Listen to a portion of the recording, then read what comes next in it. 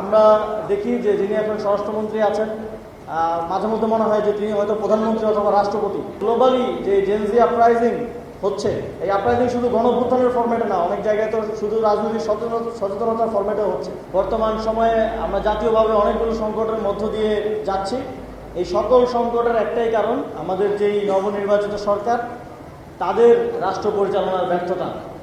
আমরা দেখছি যে নির্বাচনের পর থেকেই খুন, ধর্ষণ, নাগরিকের নিরাপত্তা সংকট চরমভাবে বৃদ্ধি পেয়েছে। আজকে আমাদের মা বোনরা ঘর থেকে বের হতে ভয় পাচ্ছে, এবং তারা এটা পাবলিকলি যখন বলছে, তখন আমরা যারা রাজনীতি করি তাদের জন্য এটা অত্যন্ত লজ্জার যে আমরা তাদের জন্য একটা নিরাপদ বাংলাদেশ তৈরি করতে পারছি না।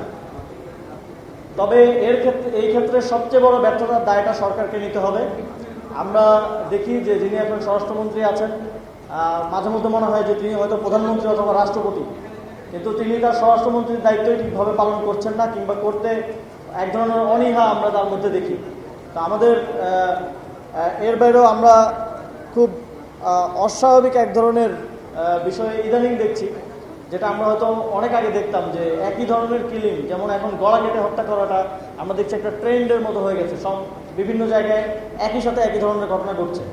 তো এগুলোর ক্ষেত্রে আমাদের আইনশৃঙ্খলা বাহিনী, রাষ্ট্রের এজেন্সি যারা আছেন তাদেরকে সতর্ক হতে হবে, এবং এটা কোনো ধরনের অভ্যন্তরীণ কিংবা বহিঃশত্রুর ষড়যন্ত্রের অংশ কিনা সেটাও আমাদেরকে সচেতনভাবে নাগরিক হিসেবে দেখতে হবে, এবং রাষ্ট্রকে সেটা খতিয়ে বের করতে হবে, এবং এটার এ বিষয়ে স্পষ্টতা প্রয়োজন। আমরা সরকারের প্রতি আহ্বান জানাতে চাই যে আপনারা এদেশের নাগরিকের নিরাপত্তা যদি নিশ্চিত না করতে পারেন, বারবার আমরা শুনেছি অন্তর্বর্তীকালীন সরকারের সময় যে নির্বাচিত সরকার না থাকার কারণে আইন শৃঙ্খলা পরিস্থিতি খারাপ, নির্বাচিত সরকার না থাকার কারণে মব হচ্ছে, নির্বাচিত সরকার নেই সে কারণে দেশের সব কিছু খারাপ যাচ্ছে, নির্বাচন হলেই সব সমাধান হয়ে যাবে। আমরা শুনেছি, এটা বর্তমান প্রধানমন্ত্রী থেকে শুনেছি, বিএনপির মহাসচিবের থেকে বারবার শুনেছি, কিন্তু নির্বাচনের পরে তারা দায়িত্বে আসলেন, কিন্তু কোনো কিছু সমাধান হচ্ছে না, আরও খারাপ দিকে যাচ্ছে। সুতরাং এভাবে দেশ চলতে থাকলে আমি জানি না বাংলাদেশের জনগণ আর কতদিন এটা সহ্য করবে, এবং বাংলাদেশের জনগণ সামনের দিনে বাধ্য হবে এই সরকার এবং এই ব্যর্থ রাষ্ট্র ব্যবস্থার বিরুদ্ধে রাজপথে নেমে আসতে। আমরা আরও লক্ষ্য করছি যে বাংলাদেশে 2024 সালে একটা গণঅভ্যুত্থান হয়েছে, শ্রীলঙ্কায় এর কিছুদিন আগে একটা গণঅভ্যুত্থান হয়েছে, নেপালে বাংলাদেশের গণঅভ্যুত্থানের পরে একটা গণঅভ্যুত্থান হয়েছে, এবং পৃথিবীর আরও বিভিন্ন দেশে আমরা দেখছি ইউথদের, বিশেষ করে জেনজি যাদেরকে আমরা বলি, জেন আলফা যাদেরকে বলি, তারা রাজনৈতিকভাবে সচেতন হয়ে উঠছে, এবং পুরো পৃথিবীতেই এটা ধরা হয় যে বাংলাদেশ হচ্ছে এই ইউথ এবং জেনজি আপরাইজিং এবং রেভলিউশনের প্রথম গ্রাউন্ড, এবং বাংলাদেশে এটা দেখিয়েছে পৃথিবীকে।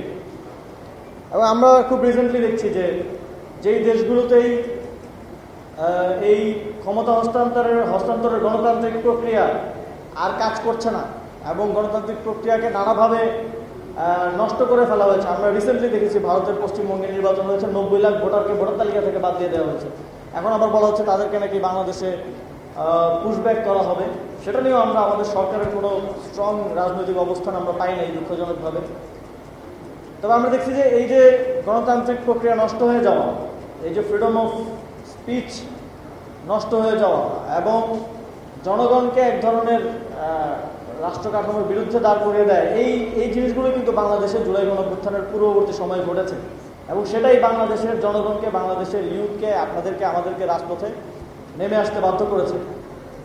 তো আমরা দেখছি যে ভারতেও ঠিক একই পরিস্থিতি আস্তে আস্তে তৈরি হচ্ছে। উগ্র হিন্দুত্ববাদী বিজেপি সরকারের বিরুদ্ধে ভারতের জেনজির একটা প্রতিবাদের নতুন ভাষা আমরা দেখতে পাচ্ছি। এটা সোশ্যাল মিডিয়া দিয়ে শুরু হয়েছে, কিন্তু সামনের দিনে যে কোনো ধরনের এ ধরনের বক্তব্য কিংবা এই ধরনের জনগণকে মুখোমুখি দাঁড় করিয়ে দেওয়ার প্রেক্ষাপটে আমরা হয়তো দেখব যে সেখানে আমাদের বন্ধুরা, আমাদের প্রজন্মের যারা আছে, তারা রাজপথে নেমে আসবে এবং এই উগ্র হিন্দুত্ববাদীদেরকে উপমহাদেশ থেকে বিতাড়িত করবে। এবং